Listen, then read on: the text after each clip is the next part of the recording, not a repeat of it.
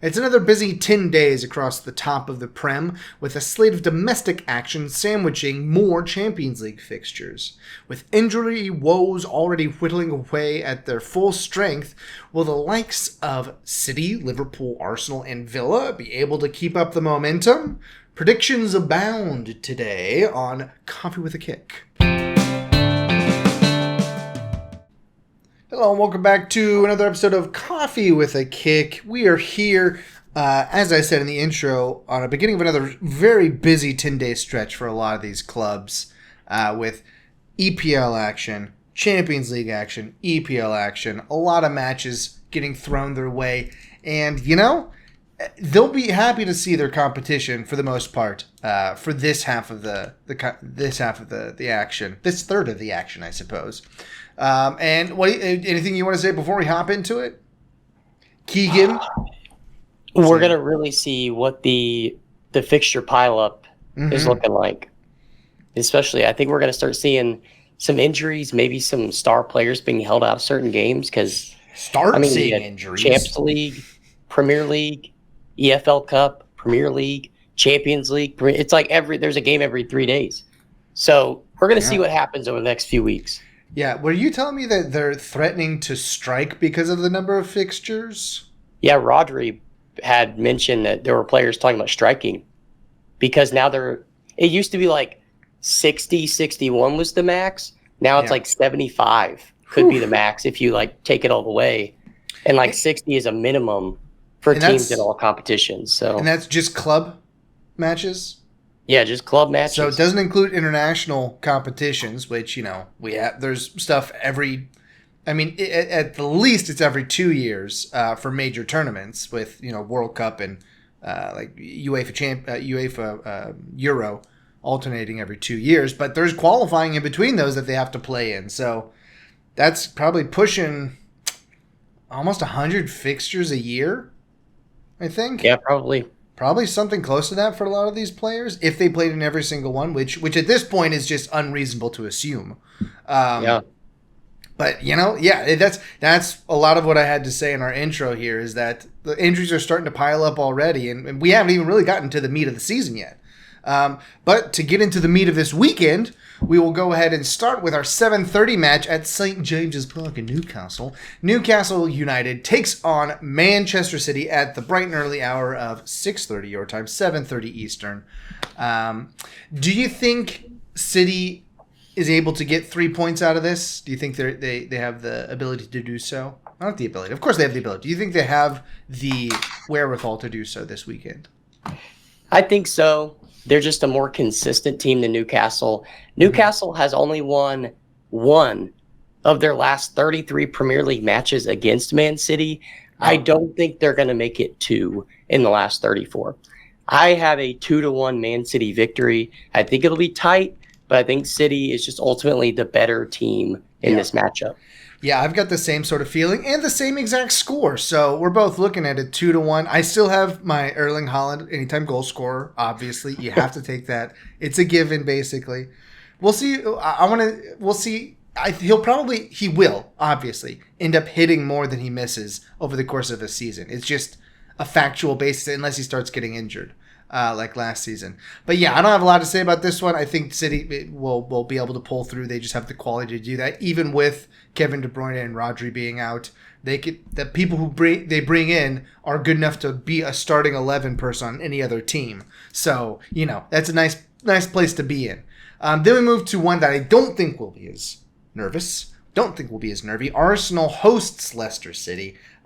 This one widespread as far as the units are concerned. I think that Arsenal, they're at home. Leicester, not very good, obviously. I think that it takes it 3-0, and Raya gets another Golden Glove. We should have just gone with him with how Arsenal did last year, but I really had hope for Aston Villa, but it doesn't look like it's going to take a lot of work to catch up with Raya already.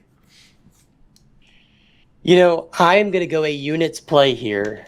Going for a draw, huh? And no, I'm going for a Leicester win. No way, really? 2-1 at the Emirates. Shocking. I think that Leicester have proven that they can stay in matches. I think Arsenal, The last couple of Premier League games, they haven't looked up to stuff. So I'm thinking Leicester takes 3 points here in a shocking victory. Man, you're going to make me put the sheet together again, huh? Of how we do with every single team that we pick. See how bad your unit's plays are for Arsenal matches over the course of the season. It's You're going to make me only do that bad work again. if it doesn't work out. Yeah, it's only bad because history dictates the case. Fine. I'll put you down as another 2-1 for the away side. Leicester beating Arsenal. I mean, if you get 15 units, whatever. No skin off my back. But that light was bothering me. We'll move on to Brentford and West Ham at this point. Brentford hosting West Ham. How do you think this one shakes out for them bees and them hammers at the G-Tech? Really not a lot between these two teams. I think they play similar style of football. I think I have a 2-2 draw. I really don't think either team has played better than the other as of late. So Brentford, we're going to see if they can get another first-minute goal and then hold the lead. But at home, if it was at West Ham, I might think about giving them the win. But Brentford at home rarely loses in dramatic fashion. So I'm going to go 2-2. 2-2. I just think that Brentford's in better form than West Ham. I mean, the 3-0 loss to Chelsea just was not a good look for West Ham. And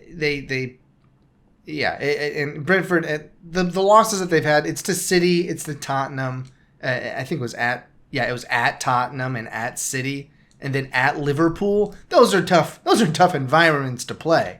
And when they've had chances to get points, they've gotten them. When they're on the home matches, they're undefeated at home. So I think that they keep that rolling. I think it is exciting though. I think it's a 3-2.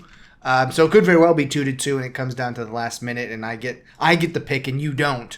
But I do think Brentford takes it at home. I think that they're doing pretty well there. And then we'll go from Brentford to good old London town. Chelsea hosts Brighton Hove Albion. This one, I think this is a pretty indicative match for these two teams. Chelsea is kind of on an upswing here. In the past couple weeks, they've been looking better and better. Brighton, as they did last year, starting off super hot and then just tanking almost immediately. I mean, getting 2 points out of matches against Ipswich and Nottinghamforest, not great results, especially when they're both home matches. So I think that Chelsea keeps it rolling here at home. I think that they take it 4-1. I think they keep the goal. I think Nicholas Jackson gets himself some more goals. Cole Palmer gets in on the action. I think it's a nice one for them. Yeah, this entire weekend is very eerily important because we have a lot of teams right next to each other in the table playing one another. And so it's going to really kind of show who the teams are that may have been putting on a facade, may have been just in really good form at the beginning, and now they're getting into the season. And then the teams that, like Chelsea, they're kind of climbing. Very first match week they lost, you're thinking, what's going to happen? And since then, they're 3 wins and 1 draw. I think Brighton has the defense to get a draw. They're undefeated so far. I think they've actually played better defense than I thought and worse offense than maybe we thought they would. So, I mean, I'm thinking that Brighton actually takes a 2-2 draw. I think it's going to be that Chelsea inexperience that gets them a draw. As we've seen with Chelsea, it's hard to know what team is going to show up, what maturity level they're going to bring. So, yeah, 2-2 is not outside of the bounds of reality by any stretch of the imagination. And it is an odd note, though, that the draw is actually more likely odds-based than a victory for Brighton. That's a weird one. Usually the draw is the best units play, aside from, like, Arsenal and Leicester. That one is... No. Yeah, Arsenal and Leicester, that one, the win for Leicester is far higher. But they think that Chelsea is the clear favorite here, them odds makers, and I'm going to ride with them. Then we move to another one that, these teams are technically close to each other on the table, but I feel like Crystal Palace is better than Everton by a good bit. Do you think that Crystal Palace can go in and get 3 points at Everton, at Goodison Park? Everton has already been in the Christmas mindset these first few weeks. I mean, they've just been giving goals and giving wins away like it's nothing. Crystal Palace, I do think, has a better style of play, and I think they just know who they are. Mm-hmm. Everton, we're still not sure who they are. They couldn't even win last week when they got a goal 1-0 up, and it almost felt like they were going to lose it again. I think they were lucky to get a draw. I think Crystal Palace, they're not quite there yet. They've gotten 3 straight draws. I think it'll be a 4th. I think it's going to be 1-1 draw at Goodison Park. Wow. I mean, I think Crystal will take that. It keeps pace with keeps them up in out of elements for relegation conversations. It's too early to talk about that, really, unless you're Everton and Wolves. But then you can talk about it. Fine. Going to a team who I keep bashing, but they're really high up on the table. Nottingham Forest. Apparently, they're not terrible. I keep thinking they are, but you look at their results, and apparently I'm wrong. I'm just straight up wrong. Granted, I mean, they beat Liverpool, so I should really learn from my lesson. I didn't, though. I still picked Fulham to go into Nottingham Forest and take into the City Ground and take the win 2-0. Yeah, Nottingham was kind of that team that I thought may have been just kind of in good form at the beginning, but beating Liverpool at Anfield 1-0 was impressive. Holding off Brighton 2-2 after the red cards all around last week, pretty impressive. I think this is where their undefeated run ends. I really like the form Fulham is in. Fulham has a really good style, and they seem to have the creative players to actually win games and get them the goals when they need them. Mm-hmm. I have it 3-1 Fulham victory. 3-1 Fulham. Wow. Finally broke the 2-goal barrier for you this week, huh? Everything else capped out. Now this one, I bet you have more than 3. I'm gonna no, it's Liverpool. If it was not Liverpool, probably you'd give them more than 3. But Wolves host Liverpool at the Molineux. How much of a chance do you give us at getting points here? Do you give us a chance? I've always said that Wolves is different at home. They play with just a different vigor. They attack the ball with just a lot more pace. They seem to play harder defense. That being said, they're playing Liverpool. Mm-hmm. And I don't think Liverpool is going to slip up again. So I'm going to go 3-1 Liverpool victory. All right. That's fine. I've got it 2-0. I don't think we get a goal. We've had some flashes of goal production, but we are only just flashes. Nothing sustained, as you can look at the table and see. We only have 5. Is that? Well, at least we're not Southampton. They only have 2 goals so far this season. Not great. It's hard to stay up when you only got 2 goals in this many matches.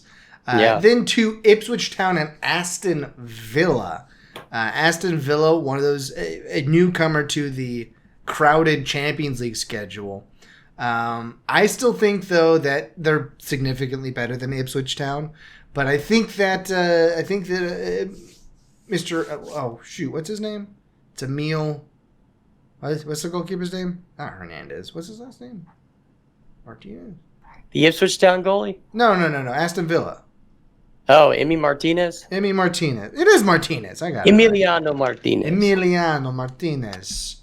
I think he doesn't get a goal. Doesn't get a clean sheet here, though. I think Ipswich Town gets a goal. 3-1 is how I have it. Yeah, Ipswich was my dark horse to finish, I think, 11th, maybe 12th on my Premier League standings. I got him. They're starting to figure it out. They have battled several draws recently against actually decent teams like a Fulham. They drew against Brighton. Southampton probably should have won that one. But they're figuring it out in the Premier League. Playing Aston Villa, not going to be easy. I think this one's still above the threshold of where they're at right now. I think it goes 2-0 Aston Villa. I think Martinez does keep the clean sheet. Ipswich Town, they're still trying to figure out the flow of the Premier League. So maybe if this was match week 26 and not 6, I might think about giving them some points. But 6 weeks in, I can't have Aston Villa going in there and losing. Yeah, you did have Ipswich Town at 11. I had them at 13, so I'm still expecting good things out of them as well. But we'll see. It's still early in the season for our picks to shake out better than they currently would be. We'll see how we do at the mid-season with where we rank according to... Some of those are not good. Okay, and then we move on to, I would say the headliner from the weekend. It's kind of hard to pick one as far as, I mean, these are the biggest names. Now, are they the best teams this season? I don't think so, but I think it's one of those that you were talking about earlier where it's teams near each other on the table trying to get themselves sorted out for the rest of the season or really get into the groove of the season. Manchester United hosts Tottenham at good old Trafford. How do you think this one goes here? I think it's going to be boring. I think Man U is like the Eric Ten Hag experiment has just been defense and possession. There's not exciting attacking happening. Mm-hmm. There's not any sort of vigor or excitement in these big games outside of one or two a year. It's at Old Trafford, so they're not going to want to lose. I think it ends 1-1. And I really don't think it's an exciting 1-1. Yeah. I think Man U score first, Tottenham get one in like 60th, 70th minute, and then it just ends 1-1. Yeah, you know what? I'd like to say that I disagree, but I don't. I had the same thing, 1-1, with it being Manchester United plays, yeah, you're right, very conservatively when it comes to when they're playing sides that are as good or better than them. And it doesn't make for a lot of great watching. So we'll see if Tottenham can break them open at all, but they haven't really been connecting super well. I mean, Solanke he's now at least on the board. You know, he's actually gotten he opened his account, so we'll see if maybe that can spur him into some of the form that we saw from last season. But not in this one, I don't think. Not in this one. And then to cap off on Monday, we've got just a real barn burner here, bringing back that parlance. Bournemouth hosts Southampton. What a juicy matchup. I have it as a 1-1 draw. I don't know. I think this is our first Monday match of the season. I think, if memory serves. I can't remember now, but I think that might be the case. We've had a lot on Saturdays, but this is a 1-1 draw, and that's all I'm going to say about it. Yeah, it does look like match week 1. We have Leicester Tottenham on Monday. Oh, how could I forget? Yeah, I mean that intense matchup. That beautiful 1-1 draw. Bournemouth and Southampton, this is technically a South Coast derby. Ooh. And Bournemouth actually has not beaten Southampton in the last 5 matches they played. So they've drawn twice, lost 3 times. And Southampton in this derby historically plays better at Bournemouth than they do at their own stadium. With that being said, Southampton's going to get their first victory of the Premier League, and they are going to win this 2-1. They're going to double their goal tally and get their first 3 points of the season. Wow. I mean, I should probably pick I only have them up in 16th. You've got Southampton go. You said Southampton was winning, right? 2-1. I said they'd win it 2-1. I have them going 20th. You do have them going 20th, but Bournemouth. I think this is the game. That's the only win they get all year. You know what? Looking at how we picked it, we picked Bournemouth and Southampton exact opposites. I picked Southampton to go 16 and Bournemouth 20. You picked Bournemouth to go 16 and Southampton 20. So, maybe I should. I'm going to change it. Wait, no, it doesn't make sense for me to change it because I picked Southampton to go through. So I'm gonna leave mine as is. I was gonna change it so that we could be opposites here too, but I want Southampton to get the points. So yeah, that brings us to the end of what is coming up here this weekend, and then we'll be back next week for a recap episode, obviously, and then Champions League action kicks in with just a whole bundle of matches on Tuesday. On Tuesday and Wednesday. 9 a day. That is so many to cover. It's a lot. It's a lot. Yeah, Golazo show. I'm ready for it. We'll see how that goes. Keep an eyes on those matches as they come through. But until we get over there on the other side, until we get past this weekend, why don't you go ahead and grab your coffee, watch some soccer, and we'll see you on the other side.